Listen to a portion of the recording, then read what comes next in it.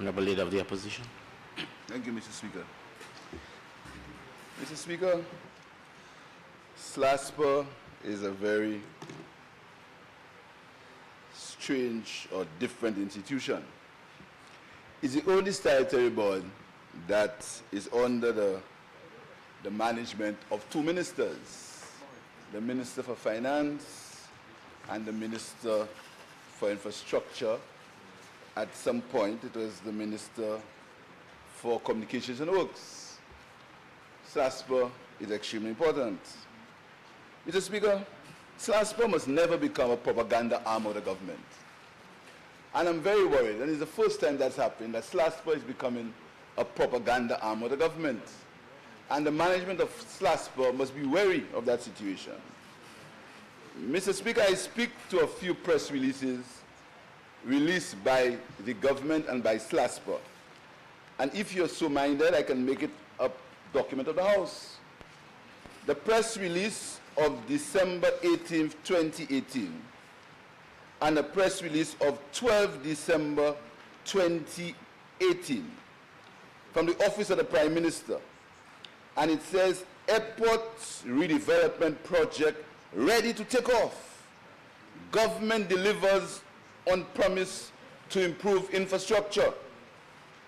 And I quote, Mr. Speaker, on the third paragraph it states, in order to ensure this project starts in the new year, the Minister for Finance on Tuesday brought a resolution before the House to guarantee a loan of 100 million from the Export-Import Bank of the Republic of China for the Hewanorra International Airport Redevelopment Project on behalf of SLASPA.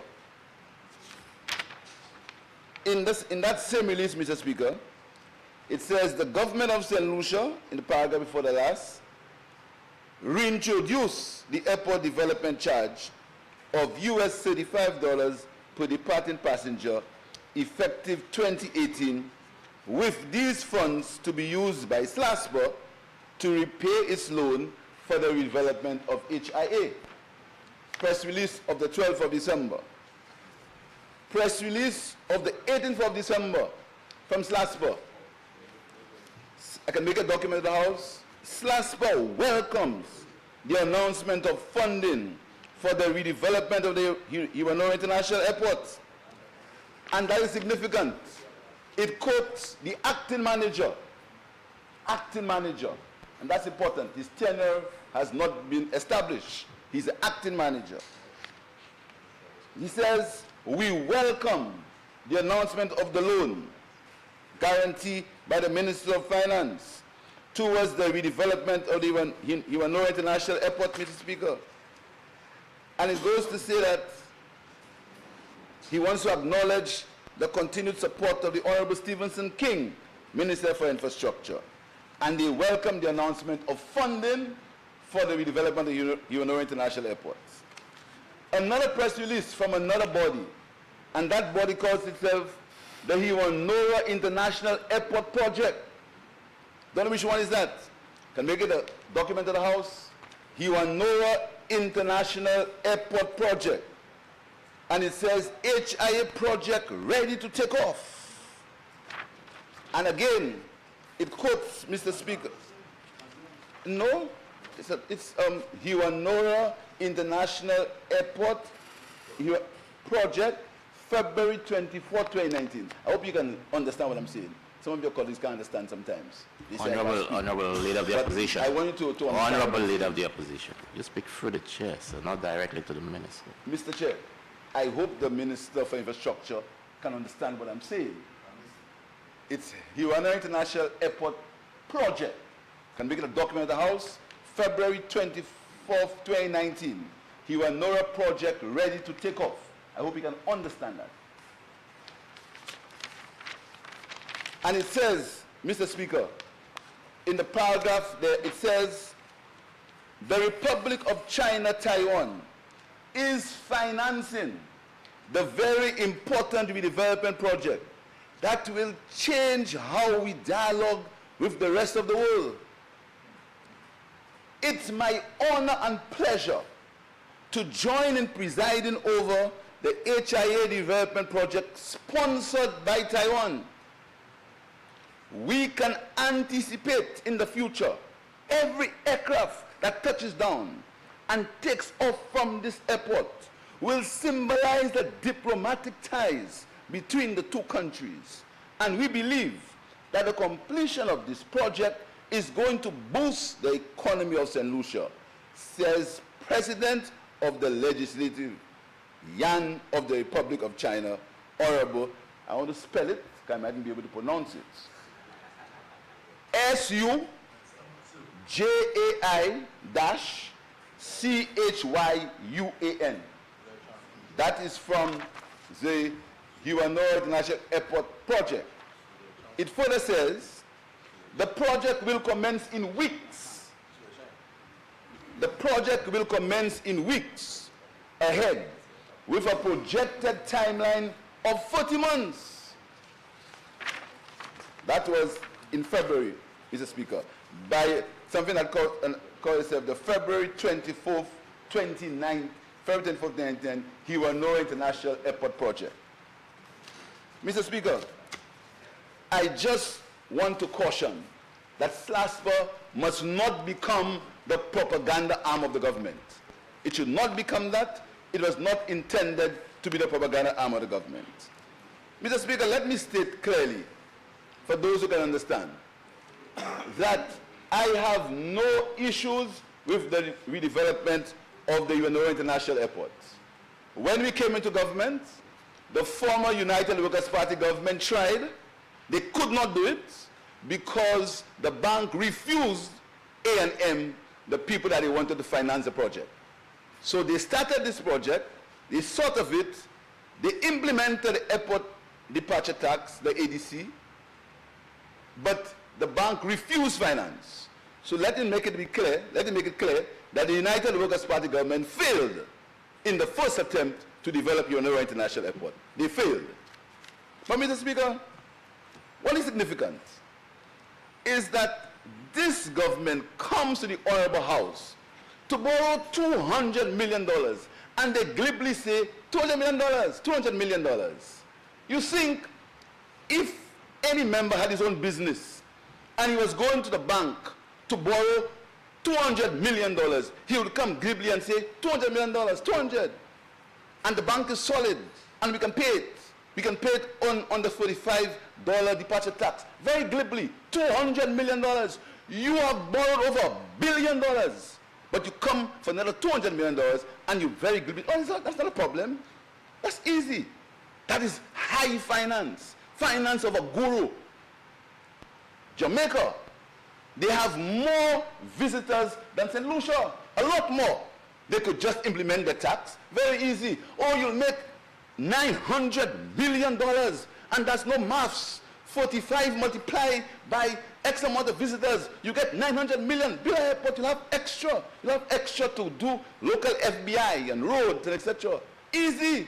And because these guys here were so foolish, they could not do that. So they had to look for a PPP to do it. So simple. But Jamaica, that they model on, is going through a PPP. Barbados, that they say are the friends, is going through a PPP. But in St. Lucia, we're so bright. We have so many geniuses in the government that they can just do it. Very simple. And $35 per passenger, let's build the airports. But Mr. Speaker, this government is reckless. It is reckless because it sees the examples from other countries. The recent example is Barbados. And I'm coming to borrowing from local banks. Barbados, Mr. Speaker, is in a situation now where local banks are refusing to lend them any money. And what they've done now is they have to almost punish local people in terms of being able to make their returns or to make profit because of overcrowding, because of expenditure, because of borrowing by government from the local banks. But this government, again, very glibly comes and says there's excess liquidity. At the time in our history, Barbados was the most progressive country in the region. Their economy was lauded as one of the best economies. And look at where Barbados is today. And the same, we're going down the exact same path. We are borrowing because our debt to GDP ratio is okay because of rebasing. We are borrowing, and we're doing exactly the same thing that these countries do.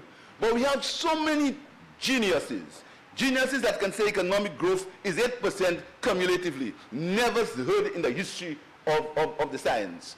8% cumulative growth. Adding growth. Never happened before. Growth is per year. But let's forget it and let's move on. But Mr. Speaker, how much does that airport actually cost? What is the cost of the airport? How much does that airport cost? Secondly, who are the contractors? Who will be the subcontractors? How will the work in that airport be subdivided? Who will get the contracts? Will the contracts be tendered? Thirdly, Mr. Speaker, where is the Taiwanese loan? Has the Taiwanese loan been approved? Have you begun to draw down on the Taiwanese loan? Is the Taiwanese loan available to the public, to the SLASPA? Have you completed negotiations for the Taiwanese loan? These are the questions, Mr. Speaker. But you came here and you were boasting. You've guaranteed you have $100 million in Taiwan for airport and for roads. But now, soon after, and I expect next week for them to turn dirt on the airport and have a big story. Airport development is concerned, is commencing. Projects are starting. This government is working. 3 years are over. Let's go. We're doing St. Jude by December. We're opening OKU by November. And 6 hotels, the 6 hotels that were never built in the last 3 years. The 6 in Miku, never built, but all of them are going to start this year. Government is working. We have growth. We're on our way. Next week, I bet you will see all sorts of stories about SLASPA. And the Taiwan, you still have not got the Taiwanese loan. But you come in here to borrow another $200 million and you say you have $100 million from Taiwan. So you need all the money one time. But I'll tell you something. This is recklessness at its highest, Mr. Speaker. Mr. Speaker, Bank of Saint Lucia, and as the former Prime Minister says, I'm going to be very cautious about Bank of Saint Lucia. Very cautious. Bank of Saint Lucia, I want to congratulate them for making a profit this year. Bank of Saint Lucia did make a profit this year. Mr. Speaker, the Bank of Saint Lucia total loans is $849 million. $849 million is the total of all the loans from Bank of Saint Lucia. Of course, they have fixed deposits of $1.8 billion at the last financial statements. That's true. But out of that $849 million, you are going to borrow $202 million. So in one swipe, you are borrowing 1/4 or nearly 25% of the entire portfolio of the bank. That's what you're going to borrow. But of the entire loan portfolio of the bank, you are borrowing 25% at one swipe. It is true, the bank may be able to take it now. What about if there is a hurricane? What about if there's a hurricane? The IMF have warned you to put some money aside for the hurricane. What about if there's a hurricane? What about if something happens and St. Lucia tourism doesn't do how they say it's doing? What will happen to the airport departure tax? Where will you get visitors to pay to sustain the airport development tax? But you very glibly say, $200 million, economy doing well. Where is the responsibility? Where is the foresight? Where is the looking into the future if something goes well, if something goes bad for the country? You borrowing money that you do not have to borrow. But Mr. Speaker, the Bank of Saint Lucia's shareholdings 36.77% is either government or quasi-government. 19.36 for government and 17.41 for NIC. And the preference shares in that bank, all of them are held by the NIC. So the exposure and the majority of the deposits at the Bank of Saint Lucia belong to the NIC. So these cannot be taken in isolation. The bank did make a profit. The bank did reduce its non-performing loans portfolio. But you can't take it in isolation because this situation is not static, it's dynamic. And any planner will look at the what-if situations, what people call the sensitivity analysis. If that happens, what are going to be results? Not grant charging for political mileage, grant charging and attacking people and performing all kinds of stints just for political mileage, Mr. Speaker. No, you look at the future, you look at what happened in Antigua. Look what happened to the Antigua Development Bank, Antigua Commercial Bank. Look what happened there because of excessive internal borrowing. Look what happened to the banks in Barbados, in St. Vincent, because of excessive borrowing. The former Prime Minister told you, look what nearly happened in St. Lucia. But you're not cautious. You're going ahead just for political mileage, Mr. Speaker. Just for political mileage. Mr. Speaker, I came in this honorable house and I said that the IMF had been misled in that these airport loans, both for Taiwan and now for Bank of Saint Lucia, would have to be guaranteed by this government. The response I got was, they have an income stream, as if the income stream is definite. As if the income stream doesn't fluctuate with what happens in the larger economy. I want to put on the record again, Mr. Speaker, because you see, history will have to absorb me. Because you know, what we're doing here, we pretending as if we are kings, and we can do whatever we want, and we're in government. But Mr. Speaker, all of us in this room, all of us, at some point, we're going to be out of here. And our children and our grandchildren are the ones who will have to deal with issues. Because all of us, no matter how powerful we think we are today, both in and out, we will have to live here at some day. And I'm going to read for you, Mr. Speaker, from the IMF report. And it can be made a document in the House. Because when I said to this honorable House, I was ridiculed, as if I didn't know what I was saying. Page 5. The IMF report for the year made a report of May 31st, 2018. Right? Here's what the IMF report says. And the IMF officials do not get information from the air. Here's what it said. It said,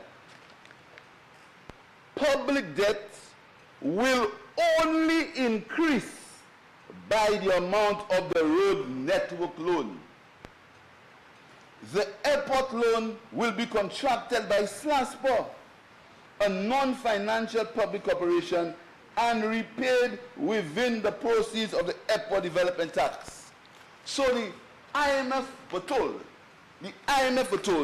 that there would be no guarantee because any contingent liability is part of the national debt. And this morning, we've come here to guarantee another $200 million after we had guaranteed another $100 million a few months ago. But that's what the IMF was told. So the national debt, Mr. Speaker, will contingently increase by $470 million, contrary to what the IMF was told. But we laugh about it glibly. $45, you get $45 per passenger. Y'all couldn't do it. Y'all were there, y'all didn't do it. $45, that's easy. Some calculations was worked. The government of Saint Lucia will make $900 million, and we will give $900 million to a foreign company. That's what they said. Very easy. The government of Jamaica doesn't do that. The government of Barbados doesn't do that. 200 airports are being built through the PPP mechanism. But you all have geniuses here. Geniuses. You all alone can do what's good. Mr. Speaker, We going further, Mr. Speaker. So that means that apart from the over $1 billion they've borrowed, they've contingently made this future of St. Lucia, the young people of St. Lucia, contingently liable for another $500 million. And the member for Viewford South made an important point about Slasper, because you heard about a new Castries cargo terminal at Cul-de-sac costing $310 million. St. Lucia will have the most ports in the world, 2 in Viewfort, 1 in Castries, I had to put in 1 in Ancillary. The most ports in the world. I've never seen a country that will build so many ports, that will build so many ports in 1 year. All these ports, 2 in Viewfort. Viewfort will have 1,000 hotel rooms. My God, 1,000 hotel rooms. After you have, Mr. Speaker, let's move on. 1,000 hotel rooms in Viewfort, 2 ports, DSH, 400 horses, and Destiny. What's the name of the horse? Justify. Mr. Speaker, but we're going to have horse racing in December. We've abandoned that horse racing twice. We banned it because they had cricket, although the horse racing was after cricket. But we banned the horse race because of cricket. Mr. Speaker, but that is management.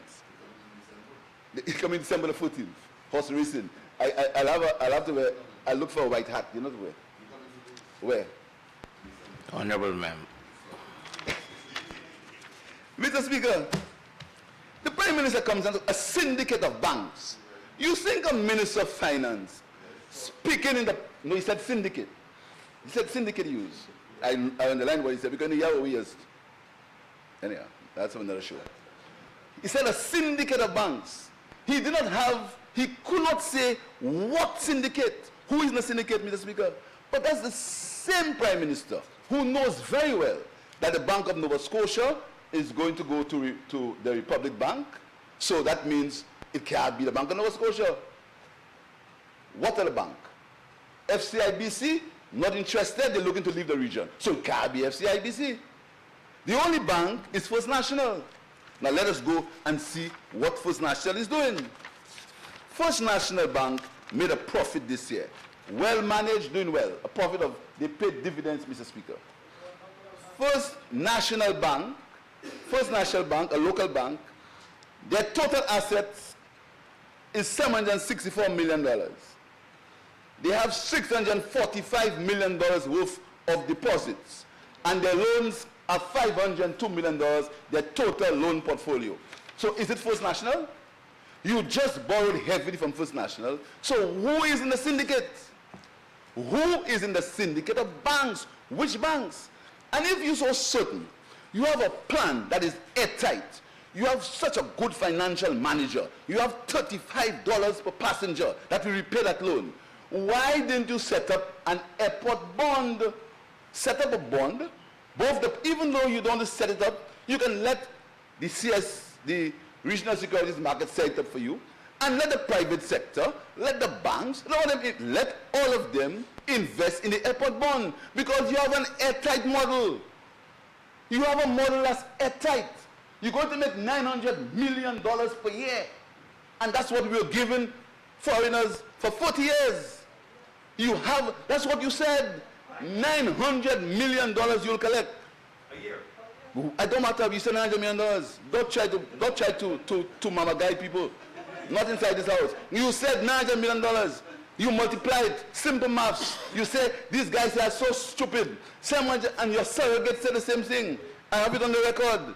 Your surrogate said the same. I have the date when your surrogate said it. That we are so foolish. We're so foolish that we're going to give up $900 million and to give to foreigners. And we could do it here because you have an airtight model. If you have an airtight model, go to the market, stop overcrowding the banks, and set up a bond and collect it there. It's airtight. Why can't you do that? No, you're not doing it. You're going back to the banks. You know why? In the first place, you use diplomatic muscle. Use diplomatic muscle. Well, I want to be kind. Use diplomatic muscle in the first case. And the second case, in the second case, you know that the bank is doing better. But you have the majority shares indirectly. So you're going back there. And you know, what I'm saying, I want you to prove it with evidence. All the banks in the region have suffered from this problem. Antigua, St. Vincent, Barbados, Jamaica. You heard the fiasco with all these banks in Jamaica for a long time ago. You know that. But you're going to the same path for political expediency. You had a PPP arrangement. You know, in spite of what is said, that PPP arrangement, there was a concessionary agreement that had to be just finalized. You also know that two of the world's biggest airport developers had shown interest in that airport. You also know that that loan would not impinge directly on the national debt of Saint Lucia. You also know that the risk of airport construction is a serious risk. Every airport that has been built has come up with risk. In Trinidad and Tobago, there are still people there waiting to go to jail because of the airport development. You know that. You also know that all airports to jail out of the United States because of that airport. That's a fact. You also know all airports have come into problems with cost overruns, but you're going right into it. You're going right into it, and you want to use. It's painful when I see simple $35 multiplied by arrivals. So that's it. Everybody should do that. And further, you also said that you go on May the 9th, 2019. You said that you're going to have a foreign FBI, a CARICOM FBI, that's what you said, a CARICOM Federal Bureau of Investigation. You said so on the 9th, at the 19th meeting of the CARICOM on regional security. And that's what you said. You said that you will pay it from utilizing part of our airport tax in our case. Utilizing part of our airport tax in our case. Yes, $90. Our airport tax in the case. So what you're saying,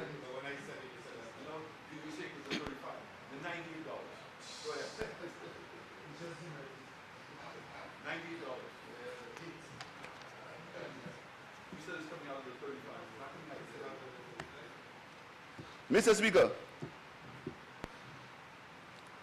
when this government rejected the IFC proposal, the World Bank, the IFC offered, they said, okay, if you do not want us to do it for PPP, let us manage it for you, because that's our business. None of us here know anything about airport development. Because we win an election, we become engineers because we win an election. Now I won 5 times. So I should be everything. But because we win an election, even though we lose once, and we only win one, I won 5 times. I win in 6 again, and if I won 7. If because you've won an election, you become an engineer, you become a doctor, you know about St. Jude's, you know about OAKU, you become a social scientist because you win an election. None of us here are experts in airport development. The IFC said that if you do not want us to go for a PPP, let us manage the project for you. Very simple. Why did you say no? Why are you saying no when the IFC made the proposal to you to manage the process for you? You are in government, you all win elections, you all can do whatever you all want. You all are kings and princes, no problem. So what you can do is at least forget the opposition. We've lost our right to speak. Forget the opposition. We lost our right to speak on June the 6th. Allow the IFC to manage it for you. If your intentions are clear and honorable, let the IFC manage the process for you. But you say no, you want to do it yourself. Now, you did it yourself, but you have not told us what are the procurement principles and the procurement policies on that airport. So all the flashing mirrors, all the attacks, All the, you didn't do it too, you were there, they didn't have all these stories. Answer the question, what are the procurement policies as they relate to the contractors who work in this airport?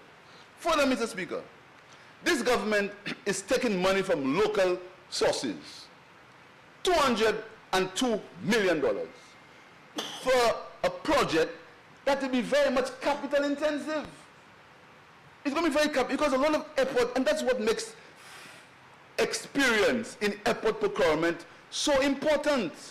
Because when you have a major firm building the airport for you, they can use their economies of scale. They can use their economies of scale. They can leverage better prices because of their size. And that's why it's important in airport development, you have people who have experience to do it for you. So that $202 million, a lot of it will go out of the country.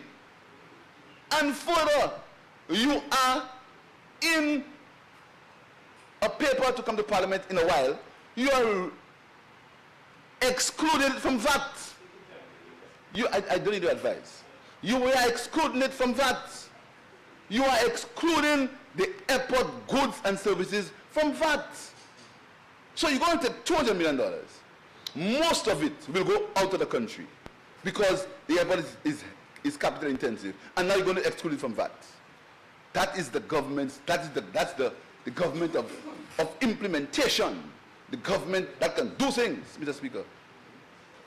Mr. Speaker, Mr. Speaker, look at the pressure. That is a fact. You are going to waive VAT. That's all I said. That's a fact. Of course you're going to say what? Leader of the opposition. You are going to waive VAT. Leader of the opposition. Remain on. You're going to waive VAT. That's for you to find out. That's for you to know, not me. You are the boss. You are the leader of the opposition. Not me.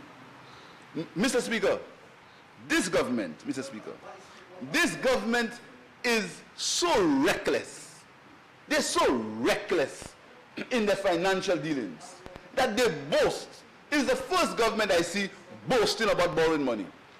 There is no government that boasts about borrowing money like this government. They boast about it. They boast. They've just borrowed nearly $500 million. Now they're boasting about another $200 million. They're boasting. Insensitive to what debt has done to these economies of the region. So this government, all the economic growth is growth by borrowing. That's what it is, growth by borrowing. Because none of the 6 hotels have been built. The 6th promise in Miku, and now the 6th promise in every budget speech. None of them have been built. So it is growth by borrowing. But this government, elections are coming. And I came here and I said to them, when they were laughing at me, they were in their glories. They were laughing, giving me all kind of mépris. I said to them, 4 years is not 40 years. I told them that the time will come when they have to account to the people of St. Lucia. Because they believed when they won the election, they would be in government forever. Now, we're on the 4th year. I want to ask this government, I saw a list of projects. The only project this government has done of any significance is 2 bridges by the Ministry of Infrastructure. 2 bridges. Exactly. 2 bridges. The Choiseul Secondary School, which they completed. And it was necessary. We knew it was necessary. From 2015, the plans for the Choiseul School were in order, were approved. The consultants had been approved. In May 2016, don't interfere in that. In May 2016, the tenders board approved a contractor for the Choiseul Secondary School in May 2016. Elections came in June the 6th, 2016. This government sat on the tenders board recommendation for nearly a year, and started the school after, and the school got completed, and I'm very happy I'm very happy for the minister because he's not a politician, but he turned politician. I'm very happy for him because he shows that people needed that school. But that's the only capital project. The Denby school that they boast about, we finished that. We started that. They barely finished it. What is the capital projects that this government has implemented, serious capital projects that this government has implemented, except 2 bridges and some repairs to some roads? What is the government's major capital projects for this government, to boast about? But economic growth in the year after he won the election, they say it was 3.6%. Now, they were in power from June to December, but in the short term, there's so much good managers. They had years of implementation, years of this and that. There was economic growth. The next year, they came and they said it was 1.6%. The bank said, no, it was 0.6%. They're here. I want to tell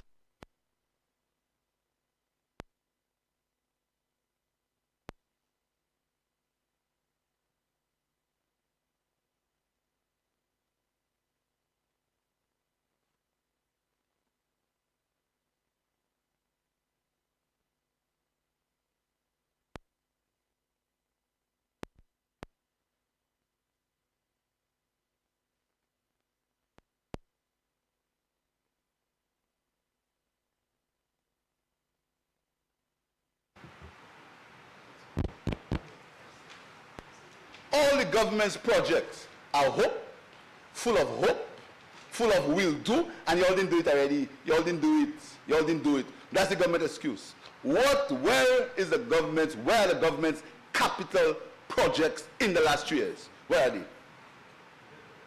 Where is the government's private sector investment projects? Major private investment projects except Ojo Labs. And that is private sector driven by our money into Ojo Labs. Where is the government's major private sector development projects in the last 3 years? But now, as I warned them, the 4 years is coming. So you hear, you'll never see a government open so many projects in 1 year. Next week, they're going to go at Hewanorra Airport. The deal is to pass a tractor in there and probably give two, 3 people work and say, work has started. Fellas will have had hats and all kinds of things on them. Work has started. This government is working. That's what's going to happen at Hewanorra Airport. I'll tell you something further. That this government is going to disclose so many plans. They had a big ceremony because they said they put in CCTV in Castries. The same government that had CCTV and the cameras were not working. The same government. But this time, they have a big program for CCTV.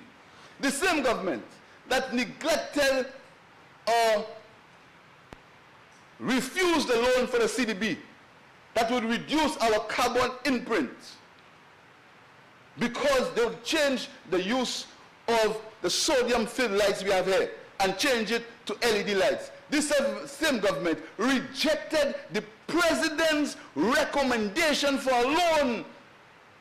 The president said this loan has a payback period of 5 or 6 years. Here is the money. The government of Suriname took it when we refused it, but looking for money from Pajora to build it, to do the same project that the government of Saint Lucia rejected, the same loan they rejected. And I put it on the record. I want any of them to stand up here and tell me, any of them to stand up and tell me that the Caribbean Development Bank did not approve a loan for the Saint Lucia government for the procurement to be done by Lucilep to change all the lights in Saint Lucia into LED lights. So there was no need to have any letter to whom it may concern to Pajora, because the loan had been approved. So, Mr. Speaker, back to loan borrowing from this government. If this government had any sense of fiscal prudence, they would have done the PPP arrangements like their friends in Jamaica did, like their friends in Barbados did, like all other countries are doing when it comes. Do you know, Mr. Speaker? Mr. Speaker, do you know that Hewanorra, that he's through international airport is not even owned by the government. Could be Heathrow, could be Gatwick. Not even owned. The government doesn't even own it, you know. They don't even own the airport. Do you know, Mr. Speaker, that as we speak, there are about 200 airports in the world that are being built now for a PPP arrangement? But the geniuses in St. Lucia, a country of geniuses, will say, we'll abandon that and we're going to do it our way. But Mr. Speaker, I want to warn that this government must be prudent in their borrowing. Government is not a business. Government must not be run as a business. And if government was a business, businessmen, prudent businessmen, would not borrow like that. I warn them, hold on to the borrowing. Go to the electorate and speak the truth. Don't mama guide them with projects. Because there are a number of projects that this government is promising, you know. They're promising a new Castries cargo terminal, sports infrastructure, a new terminal in George Charles Airport, Castries Grosley Highway upgrade. They're promising road improvement and maintenance. They're promising Millennium Highway and West Coast Road rehabilitation. They're promising a North-South link. They're promising a North-South link from Northeast, from Barbano to Shock, and a North-Side link that will go through, that will have tunnels. They're promising a St. Jude Hospital reconstruction project, a new extension. They're promising a Castries market redevelopment. They're promising village tourism redevelopment. They're promising police headquarters and courts. They're promising DSH, the DSH bypass road, they did already by direct award. They're relocating the Bossejou farm. They bought the land for $16 million. I want everybody, Mr. Speaker, I want to start with you. I want you, Mr. Speaker. You are a lawyer by profession. I want you to go to the registry and look at the land sales in the area where this government acquired the land and tell me what is the price of land, what's the cost, at what cost has land been sold in that area. And I want you to compare it to the money they paid the person. By the way, the money they paid, what? Man, listen, you can understand me. Can you understand me? You can understand me. Honorable member. I want to go through that again. I want you, Mr. Speaker, to go to find out or get a valuation, because you have the government has a valuation unit, and find out the price or the cost but it's the price of land that was sold in the area where they purchased from Vantim. From Vantim, how much they paid for that land, and check the cost of land, how much was the price of land being sold in that area. I want you to do that homework yourself, Mr. Speaker. So, Mr. Speaker, they're talking about relocation of Bossejou farm, relocation of meat processing facility from their friends in Taiwan. They want to relocate it because right now they abandoned it for horses. Then they're talking about the LED street lighting retrofit project. All of that because elections are coming. And anytime you corner this government, you did it too, you only go down that road. The people of St. Lucia did not want to go down that road. That's why we lost the election. They didn't elect you to go down that road. They elected you to stop going down the road you were going.